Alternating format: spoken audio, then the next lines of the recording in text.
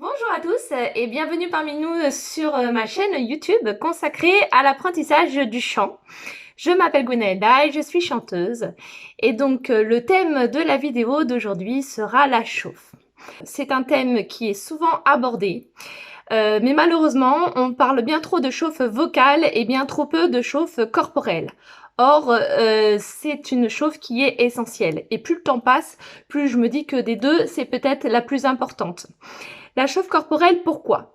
Parce que le corps, si vous regardez bien, c'est une machine assez formidable. Et qui dit machine dit qu'il y a des rouages. Et que quand un rouage fonctionne mal, ça engendre des conséquences directes sur l'autre partie de la machine, qui va être la voix. Donc parmi ces rouages qu'on distingue, on va pouvoir distinguer par exemple le manque de sommeil, qui va jouer énormément sur la voix, donc la fatigue de manière plus générale, tout ce qui va être problème gastrique, donc la façon de manger. On va pouvoir aussi distinguer tout ce qui va être problème de respiration, de souffle, au niveau de l'asthme ou des allergies, qui va directement impacter notre manière de chanter. Tout simplement aussi tout ce qui tient de l'inflammation, de la gorge, etc. Et tout ça, ce sont autant d'aspects qui vont venir impacter votre voix tous les jours. Pourquoi c'est important de prendre conscience de tout ça? Eh bien, parce que ce sont des paramètres, entre guillemets. Ces paramètres vont changer au jour le jour. Vous pouvez être fatigué un jour, ne pas être fatigué le lendemain, être de nouveau tendu le surlendemain. Et il va falloir chanter toujours de la même manière avec ces paramètres qui changent. Ce qui est loin d'être évident, parce qu'il faut constamment ajuster du coup. Cette prise de conscience est importante aussi, car il faut partir du principe que si vous êtes fatigué, vous ne ferez pas la séance de chant du siècle. On est bien d'accord. Par exemple, quand vous revenez du travail un vendredi soir, alors que vous avez travaillé toute la semaine et que vous êtes épuisé, attendez-vous à faire une séance qui ne sera pas forcément génialissime. Ce n'est peut-être pas le meilleur moment de la semaine pour chanter. C'est pourquoi il est vraiment essentiel de faire une chauffe corporelle. Ce qu'il faut bien comprendre, c'est que le corps, c'est un tout. C'est-à-dire que tout ce que vous allez prendre d'investissement au niveau du corps, vous n'allez pas le prendre sur vos cordes vocales. Vos cordes vocales font partie de ce tout. Donc les jours où vous chantez fatigué, votre corps est moins investi et de ce fait-là, votre voix va se fatiguer beaucoup plus rapidement. J'espère donc vous avoir convaincu de l'importance de la chauffe corporelle avant même d'attaquer la chauffe vocale. Ce n'est pas un point à négliger, bien au contraire. Et si elle est bien faite, vous verrez que vous aurez déjà fait la moitié du travail pour la chauffe vocale. On va donc passer à des exercices pratiques maintenant qui vont vous permettre de vous préparer corporellement à chanter.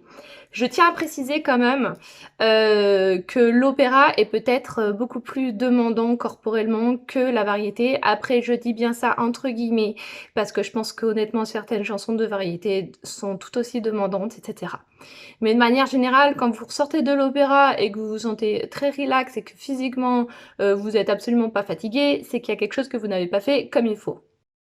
Alors, première partie de la chauffe corporelle. On va commencer par débloquer toutes les cervicales. Donc, une chauffe, c'est personnel.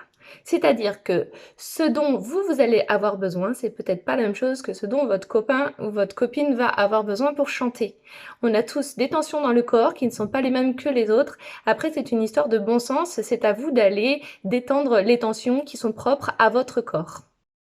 Je vous propose donc de commencer par les cervicales, car ça, par exemple, en général, chez tout le monde, c'est problématique et ça revient. Donc, on va tout simplement aller masser là, surtout après une journée de boulot. L'idée, c'est vraiment de faire disparaître toutes les tensions du corps. On peut faire tourner la tête sur différents axes rotatifs, donc celui-là, de gauche à droite, qui vous permet de faire tourner la tête comme ça. Après, celui que j'aime bien, c'est en avant comme ça. Voilà. Donc l'idée, c'est vraiment de détendre ici, donc il faut sentir que ça tire ici. Si ça ne tire pas, c'est que ça vous est probablement pas très très utile. Il faut éviter de mettre la tête en arrière, par contre, pour pas vous faire mal au cervical. Donc ça, vraiment, à éviter. Et voilà. Et puis vous laissez aller. Le but, c'est vraiment de relâcher. Vous pouvez souffler en même temps. Encore une fois, c'est censé vous détendre, hein. Donc faut pas souffler. Ça, c'est strictement pas productif. Deuxième point de détente, les tempes. Alors moi j'aime bien le faire. En fait j'aime beaucoup faire tout ce qui est visage parce que les tempes, si c'est bien fait, ça va vous détendre tout ce qui est là. Et comme on chante et que dans le chant on bouge la bouche et donc on a une action un peu sur la mâchoire là, c'est très important de détendre tout ce qui est masque ici, donc hein, comme le masque de ski, c'est ça qu'on appelle le masque. Vous imaginez un gros masque de ski, ça va être ici, donc ça rejoint tous les sinus hein, qui sont ici. Tout ce qui va être mâchoire, donc après vous pouvez détendre la mâchoire comme ça. Voilà. Est-ce que vous avez déjà vu un chameau? Voilà, ben allez regarder vraiment la mâchoire des chameaux et laissez-la vraiment tomber comme ça. Ah, voilà. Là, c'est une mâchoire totalement relâchée. Il y a un autre exercice qui va vous permettre de savoir si votre mâchoire est totalement relâchée. C'est que vous allez prendre un livre qui est à proximité de vous. Donc moi je prends Red Rising, petit clin d'œil spécial à mes copines qui adorent ce livre et que je recommande parce qu'il est franchement chouette. Et on lit le début du livre, la mâchoire totalement serrée comme ça. Donc en faire, Darrow le Fossoyeur, fou du clan Lambda, tu n'es pas comme ton père, Darrow. Et là, vous allez vous rendre compte que vous allez pouvoir totalement parler avec la mâchoire contractée. Je vous invite à le faire vraiment pendant 30 secondes, en serrant vraiment très fort les dents, comme ça vous allez avoir bien mal. Et après, quand vous allez relâcher, la mâchoire, théoriquement, elle va se relâcher toute seule. Après, donc, c'est vraiment de prendre conscience de la position qu'elle va avoir après avoir relâché. Voilà, la mâchoire est relâchée, elle n'a aucune action. Alors, suite à quoi, on va vraiment attaquer la détente de la suite du corps. Je me mets là, comme ça vous verrez bien. Et vous allez laisser, voilà, vos bras faire comme ça. Donc l'idée, c'est vraiment de détendre tout le corps.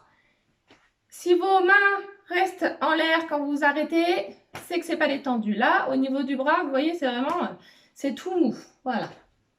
Puis vous allez voir que votre corps, il a envie de faire des mouvements. Il y a des mouvements qu'il a absolument envie de faire. Par exemple, un jour, il va avoir envie de bouger l'épaule. Et bien, vous le suivez comme ça. Vous pouvez fermer les yeux, c'est encore mieux parce que fermer les yeux, ça va vraiment vous inviter à vous détendre et à penser vraiment à rien du tout. Ensuite, on va finir de détendre tout le corps. Donc, il y en a qui aiment bien pour retonifier tout ça une fois que c'est détendu. Vraiment, vous tapez, vous remontez sur tout le corps, en haut, en bas, etc. pour tonifier les muscles. Après, vous pouvez faire les mouvements qui vous arrangent. Moi, j'aime vraiment bien me réveiller après avoir détendu tout le corps. Parce que pour chanter de l'opéra, il faut être présent à 300% et il faut être tonique. Petit exemple de chauffe personnalisé que vous pouvez mettre en place si vous en avez besoin. Je ne sais pas pour vous, mais moi quand je chante, j'ai toujours les cuisses très tendues. Donc je m'étire les cuisses, voilà, on prend le pied et on étire. Voilà, je fais ça avec les deux jambes. J'aime beaucoup faire ça avant de chanter, ce qui me permet vraiment d'être beaucoup plus détendue. Il y a beaucoup de personnes qui vont avoir les muscles du bas de dos qui sont tendus. Donc vous pouvez faire plein d'étirements dans tous les sens, etc. pour détendre le corps. Et une fois que c'est détendu, vous allez retonifier pour pouvoir être présent pour chanter corporellement. Et comme on est dans la chauffe corporelle, ceux qui me connaissent bien vont savoir qu'on va commencer à aborder les bases du soutien. Donc le soutien, il y en a qui vont vous parler de sangle abdominale, il y en a qui vont vous parler de plein de choses, de pousser pour faire sortir le son, etc. Alors, je tiens à préciser, on ne pousse pas pour faire sortir un son. Si on pousse pour faire sortir un son, on crie. Donc, pas besoin de pousser pour faire sortir un son. Par contre, il faut soutenir le son. Il ne faut pas le pousser, on le soutient, on le porte. Donc, pour ça, vous allez vous mettre là et vous allez commencer à faire des... Pour bien faire le serpent, là, vraiment, vous détendez la mâchoire et vous faites... Le but, c'est pas de faire un petit... C'est vraiment d'essayer de faire du bruit. Mais il ne faut pas non plus que ça vous fasse serrer la mâchoire. C'est-à-dire que c'est antiproductif. C'est pas du tout ce qu'on recherche. On cherche quelque chose, un mouvement. Donc, trouvez une place de S dans votre bouche avec, en changeant la position de la langue qui vous permette de faire ce S sans resserrer de trop la mâchoire. Je me mets debout pour vous montrer, mais vous pouvez accompagner votre geste, donc sur le ce que vous allez faire, avec un geste. Et vous lâchez le son. Vous pouvez l'envoyer ou... Voilà, à vous de faire ça pour vous entraîner à faire un ce. L'idée, c'est que le son, donc le S qui sort de votre bouche, soit connecté au corps. Le bras n'est qu'un tableau entre guillemets du mouvement du souffle intérieur que vous êtes en train de générer. Et vous pouvez aussi gonfler les côtes quand vous respirez. Bien entendu, ces exercices ne sont là que pour une prise de conscience de votre corps. Donc vous respirez et vous essayez de sentir ce qui se passe quand vous faites des petits. Je vous mets tout de même en garde quand on commence à aborder les exercices de souffle. Il se peut que vous ayez la tête qui tourne parce que vous hyperventilez. Si vous voulez, quand on n'a pas l'habitude de respirer et de souffler comme ça, on a tendance à prendre plus d'air qu'il n'est nécessaire, ce qui peut nous donner l'impression d'avoir la tête qui tourne. Et donc, si ça arrive, asseyez-vous, prenez le temps de vous reposer. Ce n'est pas bien grave si jamais ça ne dure pas. On fait la chauffe dans nos limites, entre guillemets, c'est-à-dire que si jamais c'est trop dur pour nous, c'est que la chauffe n'est pas adaptée. Et ben c'est tout pour cette vidéo, voilà, j'espère que ça vous a plu. Si vous avez des questions comme d'habitude, n'hésitez pas à laisser vos questions en commentaire de la vidéo, n'hésitez pas à liker et partager pour faire connaître la chaîne. Dans tous les cas, je vous remercie et j'espère qu'on se retrouvera très bientôt. Au revoir.